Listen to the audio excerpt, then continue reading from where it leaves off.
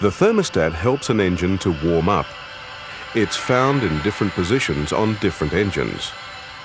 It is a valve that operates according to coolant temperature.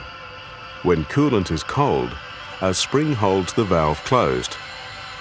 When a cold engine starts, coolant circulates within the engine block and cylinder head and through a coolant bypass to the water pump inlet.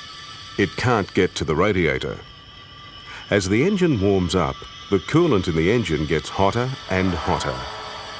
This thermostat has a wax-like substance that expands as the engine nears its operating temperature. This starts to open the valve. Coolant starts to flow to the radiator.